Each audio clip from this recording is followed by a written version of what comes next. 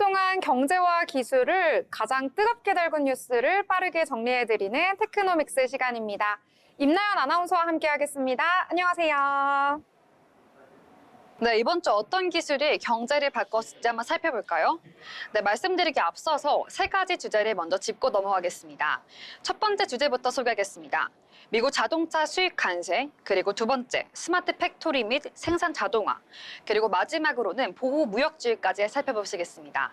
네, 그럼 바로 시작해 보도록 하겠습니다. 이 첫 번째 챕터는요, 이번 주 가장 주목을 받은 경제 기술 뉴스입니다. 자, 요즘에 가장 큰 화제가 된 경제 뉴스 어떤 내용일까요? 네, 이번 주 가장 큰 화제가 된 기술 뉴스가 있죠. 바로 미국의 보호 무역 강화와 그리고 한국 자동차 업계의 대응입니다. 네, 최근에 미국이 수입 자동차에 대해서 관세를 부과하겠다라고 공식적으로 예고를 했는데요. 자세히 어떤 내용일까요? 네, 도널드 트럼프 미국 대통령이 오는 4월 2일부터 자동차 수입 관세를 도입하겠다고 밝혔습니다. 이는 한국 자동차 업계에도 큰 타격을 줄 것으로 예상되는데요. 네, 이 한국이 가장 큰 영향을 받을 수 있다라는 내용이 전해지고 있는데, 자, 왜 이렇게 내용이 전해지는지 이유도 좀 궁금해요. 네, 저도 이 자료를 조사하면서 조금 놀랐는데요. 한국이 작년 미국 자동차 수입 시장에서 사실상 1위를 차지했다고 합니다. 미국이 무역 적자가 큰 국가에 맞춤형 관세를 부과할 가능성이 높아지고 있고요. 그래서 한국이 최우선 타깃이 될 가능성이 높아지고 있습니다. 네, 그렇다면 현재 한국에서 이 자동차 수출 어느 정도 규모가 되는지 이 부분도 설명해 주시죠. 네, 한국무역협회에 따르면요. 지난해 한국은 미국에 약 153만 대를 자동차를 수출했다고 합니다. 수출액만 347억 달러.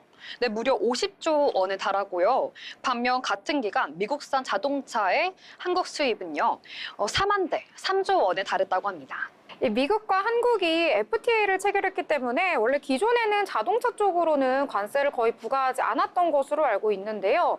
자, 그러면 이번에 조치가 좀 기존과는 충돌을 하게 되는 걸까요? 네, 맞습니다. 기존에 원래 FTA라는 그런 협정이 있었죠. 그래서 한국과 미국은 자동차에 관세를 부과하지 않고 있었습니다. 하지만 도널드 트럼프 행정부가 이와 상관없이 자동차를 관세 무기화 대상으로 포함시키려는 움직임을 보이고 있습니다.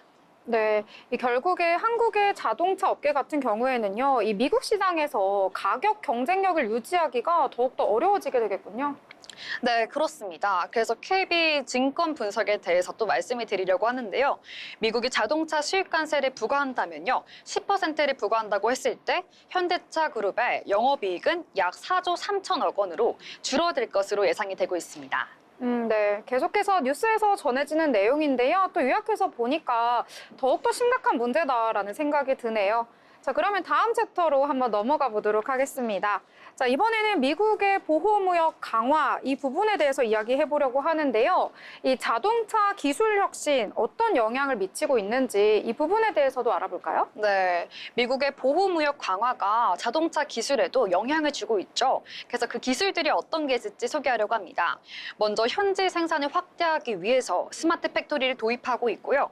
그리고 AI 기반 공급망 최적화를 위해서 노력하고 있다고 합니다.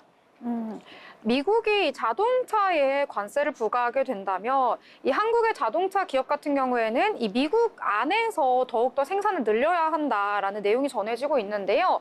자, 그러면 여기에 또 기술적인 변화는 어떤 것들이 있을까요? 네, 바로 스마트 팩토리 도입이라고 있는데요. 현대 자동차는 스마트 팩토리를 도입하면서 미국 현지 생산 확대를 추진하고 있습니다.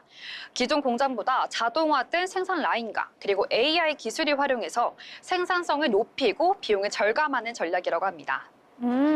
그러면 스마트 팩토리 도입을 통해서 비용 절감 된다고 했는데 어떻게 해서 비용이 좀 줄어들 수 있게 되는 거예요? 네, 가장 중요한 부분은 인건비라고 할 수 있는데요. 인건비가 상당히 줄어들 것으로 예상이 됩니다. 정확히 말씀드리면요. 스마트 팩토리를 활용하면 로봇과 AI가 대부분의 조립 공정을 담당하게 되는데요. 이래서 생산 효율성이 증가합니다. 뿐만 아니라 디지털 트윈 기술이라는 것도 있는데요. 이것을 통해서 가상의 공장에서 생산 공정을 사전 시뮬레이션을 할 수 있다고 합니다. 네, 최적의 조립 방법까지 찾을 수 있는 건데요. 자, 그러면 이런 기술을 활용을 해서요, 미국 내에서 관세 부담을 줄이는데 어느 정도 좀 도움이 되는 부분도 있을까요? 네, 저도 이게 어느 정도 도움이 될지는 정확히 모르겠지만 현재로서는 그렇다고 보이고 있습니다. 네, 스마트 팩토리를 활용한 생산 자동화가 이루어지면요, 노동력 의존도가 낮아지고 그다음 생산 비용을 최소화할 수 있을 것으로 보여지고 있습니다. 네. 미국 내에서 현지 생산을 하면서 가격 경쟁력 부분에서도 좀 우위를 점할 수 있겠다라는 생각이 드네요. 자, 그러면 이번에는 마지막 챕터로 넘어가 보도록 하겠습니다. 저희가 여러 가지 뉴스를 볼 때 용어를 보면서 정확히 이게 무슨 뜻이지? 라고 궁금하신 분들 있으실 텐데요. 자, 이번에 기사를 볼 때 꼭 알아야 할 핵심 용어들 한번 알아볼까요? 네, 이번 주 핵심 용어는요. 똑같이 6글자입니다. 보호무역주의인데요. 이 6글자를 기억하시고 전반적인 기술 흐름과 경제 흐름을 기억하시면 좋을 것 같습니다. 네, 보호무역주의 뉴스를 보다 보면 계속해서 이 내용, 이 단어가 계속 나오더라고요. 정확한 의미, 사전적 의미는 뭘까요? 네, 보호무역주의란요. 자국 산업을 보호하기 위해서 수입품에 높은 관세를 부과하거나 수입 제한을 두는 무역 정책을 의미한다고 합니다. 이를 통해서 국내 산업을 보호하고 무역 적자를 줄일 수 있다고 합니다. 그러면 이번에 이 미국에서 관세, 자동차 쪽으로 수입 관세를 부과하는 것도 보호 무역주의의 일환이라고 볼 수 있겠군요. 네, 대표적인 자동차 관세 부과가 미국 보호무역주의의 대표적인 일환이고요. 그뿐만 아니라 철강 사업도 있다고 합니다. 네, 그래서 앞으로도 글로벌 자동차 기업들은 다 영향을 받을 것으로 보여집니다.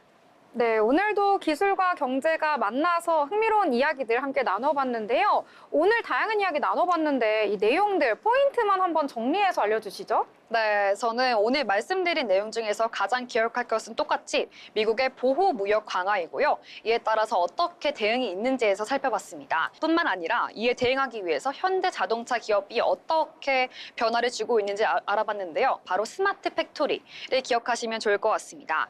네, 마지막으로 보호무역주의 6글자 한 번 더 기억해 주시면 좋을 것 같고요.